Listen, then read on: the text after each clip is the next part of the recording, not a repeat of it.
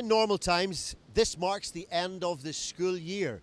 Coming up this weekend, a big time, a big date for families and for school children. But here in Portrush, it's also an important time of year for the RNLI as their lifeguards take up positions on our Causeway coast beaches.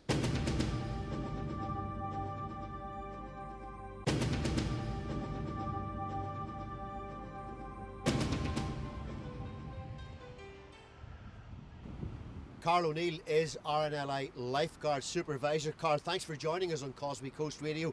Are the beaches along the coastline ready for next week and the new normal? Well, we've been training very hard, Dennis. We've got our lifeguards up to a standard which we're happy with, so we're confident that the beaches that we are patrolling are going to be safe. Now, how many lifeguards are we talking? In fact, how many lifeguards on how many beaches are we talking about, Karl? We're talking around about 40 lifeguards, Dennis, around an array of our beaches. So we have Benone confirmed, Castle Rock will be confirmed on the 11th of July, and then we will have East Strand, West Strand, White Rocks and Ballycastle also. And that begins this Saturday the 27th?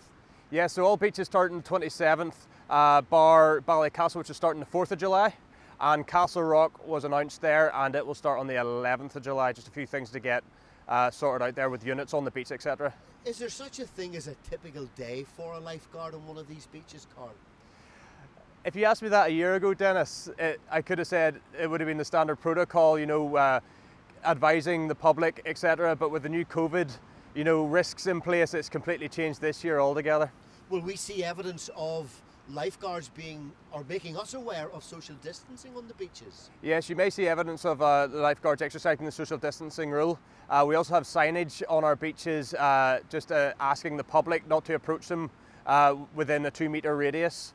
And you may also see in some units there may be barriers around the units also, so that people just can't, you know, walk in, because like I said, we're trying to protect our staff and maintain that social distancing guidance. Karl, over the last couple of weeks we've had a number of tragedies along our coastline, and without speaking specifically about any one incident, in general terms I'm going to ask you a two-pointer question. Advice for beach users, and secondly advice for water sports users. Beach users, the advice would be, just if you want to enjoy the beach, please go to a lifeguarded beach. If you have any questions, the lifeguards are there. Just please exercise social distancing. Ask them as many questions as you want that relates to you staying safe on the beach, and swim between the red and yellow flags, and you know, if you're using hard craft, etc., black and white flags. Further information can be found on the RNLI website.